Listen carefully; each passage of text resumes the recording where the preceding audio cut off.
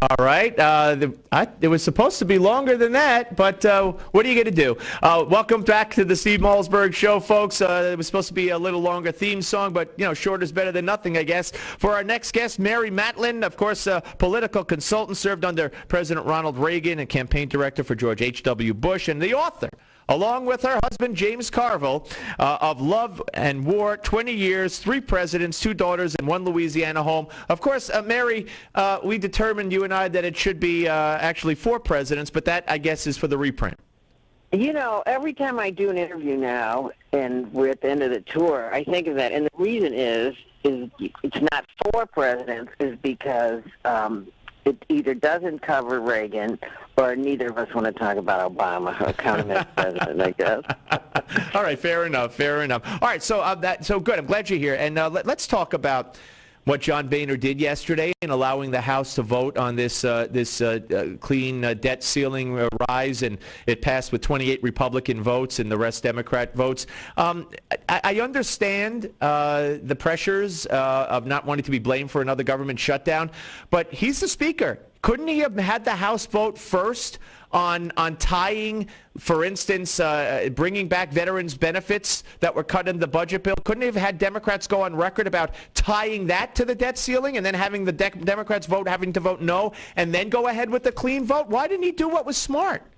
Oh, listen, or the Keystone Pipeline. Yeah. But I know John was Tea Party before there was a Tea Party, and when he says he doesn't have the votes, I think that's the large question. That's what's wrong with John Boehner. You don't see John Boehner running around calling constitutionalists and federalists wacko birds. I don't know why a caucus that is half represented by Tea Party activist types could not agree on either Keystone or military benefits. I think, but to your larger point, this legacy of being spooked over the shutdown is so absurd. First of all, we didn't lose any seats. We picked up seats in the Senate, and we only lost the medium number, average number of competitive seats, which is typical for a midterm in the last shutdown. That was light years ago. It was a different paradigm in politics. People want the government to shut down. They want everything. Every time it's open for business, it screws up, as is evidenced by Obamacare. I mean, they're just evidence with Iran, by Syria, to pick a policy, any policy, the recovery. There's not one thing that is federal policy that's working today, not one thing. So let them stay in gridlock and let citizens put their money where their mouth is and show up at these midterms, because the Democrats have converted all of their money and muscle from the House races, which they know they're not going to win now, to the vulnerable Senate seats, which addresses their generic vulnerable in midterms, particularly 6-year midterm, which is turnout. So we're all looking at this like we were in 2012, but it's so bad, and we're looking at the numbers, and Romney's beating Obama, but then they just turned out their hardcore base, and our hardcore base stayed home, which they're going to do again because of what they're seeing as the lack of, I don't want to say leadership, but just who is speaking out is being maligned by our own people. We're eating ourselves alive. No, I agree, and you make good points. But let me ask you, because I'm curious. I hadn't considered this or heard this before. You think that if Boehner had put forth a bill, that the politics of it would have been obvious, but even that bill would have been better than what was passed. So you don't think enough Republicans could have passed a debt ceiling bill that would have put back? Or you're telling me there are? That's true. I have heard that there are Republicans who are opposed to reinstating those benefits for the veterans. Or he couldn't get, when John says, there's no better whip than John. When he says he couldn't get 218 votes, I was more stunned over Keystone than Yeah, that I don't understand. Who doesn't want Keystone? So that's the mystery to me, and that's what I'd like to find out, because I will say again, the composition of the House is at least half Federalists, okay, and vocal and articulate ones, and Keystone and the military show 80% issues. Who could be against it? I really am flummoxed myself. Yeah, well, I'm flummoxed also. All right, let's move on. Let's move on to Hillary. And Rand Paul made news on this show by calling Bill Clinton a repetitive sexual predator and saying that people should give money back if Bill Clinton is candidate. He said that when unsavory characters give money to candidates, the candidates are asked to give it back, which led me to ask the question: do you consider Bill Clinton an unsavory character? And he said yes.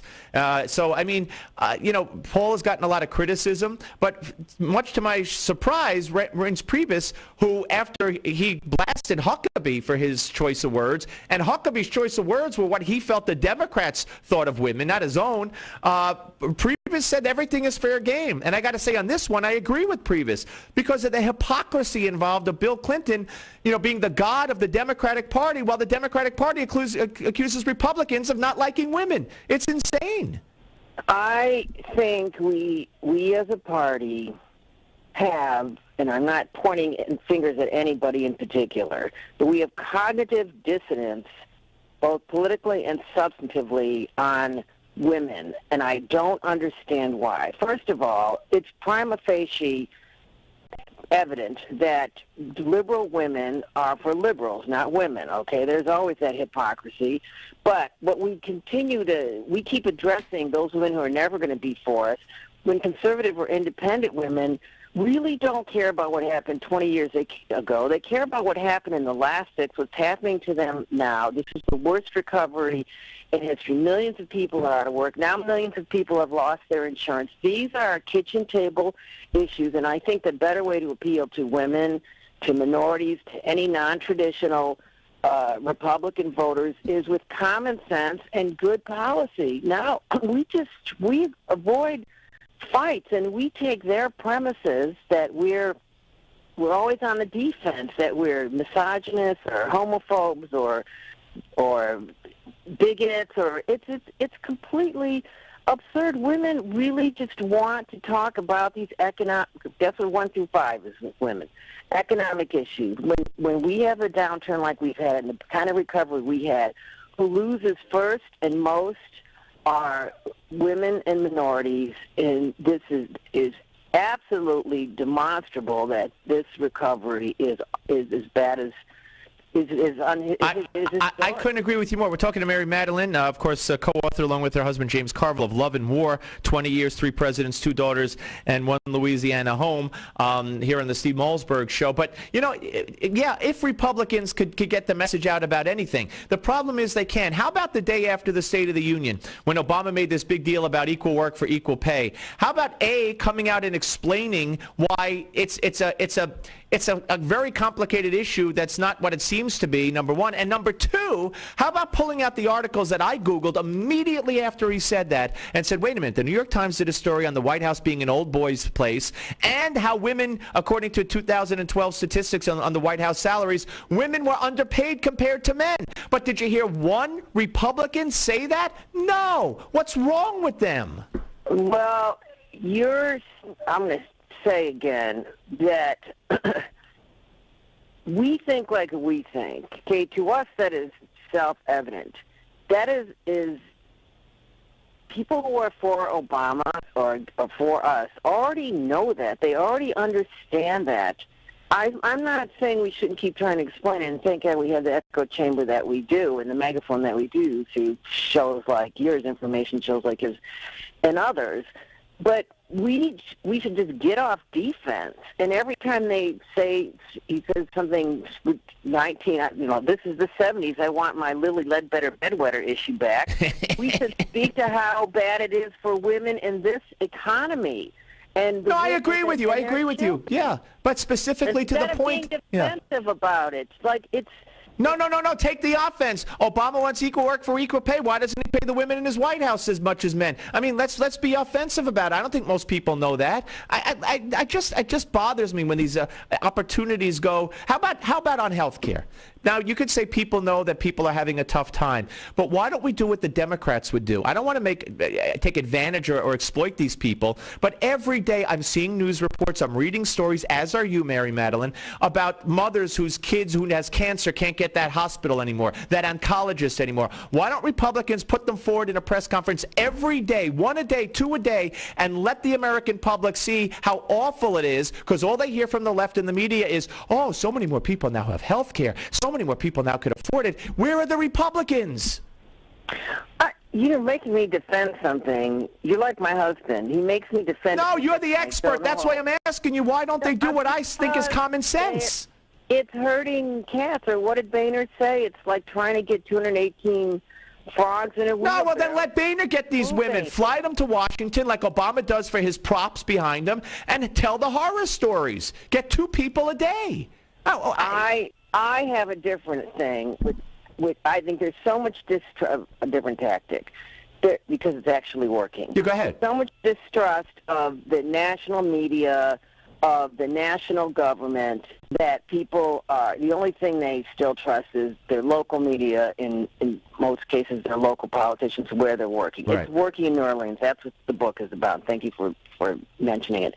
And that's why I wanted to write it. It's working. By the way, Ray Nagin, convicted today, you know. 20 out of 21. Yeah, by the way, he's let me tell CNN and all the networks, he's a Democrat, because they won't tell us that in the stories. Democrat, put a D next to us that in the stories.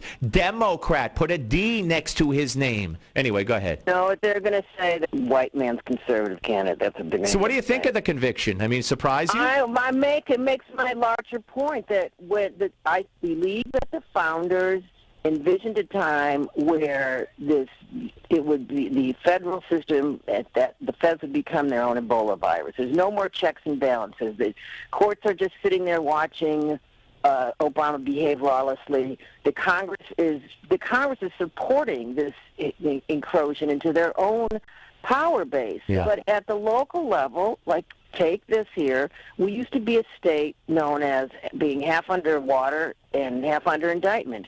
We have convicted about 400 politicians, prosecuted, convicted, and put in jail just since we've been here for the last 6 years. When people want to do it, the most effective way they can get their act together and maintain a quality of life and certain standards of living and certain morality is to get up and do it closer to home, to do it at the local level. Yep. So my tactic would be for each community, for each congressman, each community to have their own local press conferences and tell their own local stories and say the only way you can stop this is to get turnout and vote in the midterms. And even that didn't work in the last midterms. We picked up all those seats. We picked up the 61st seat to be able to overturn Obamacare with Scott Brown, and we still didn't do it. Yep, I know. It's insane. Hey, you baseball fan at all?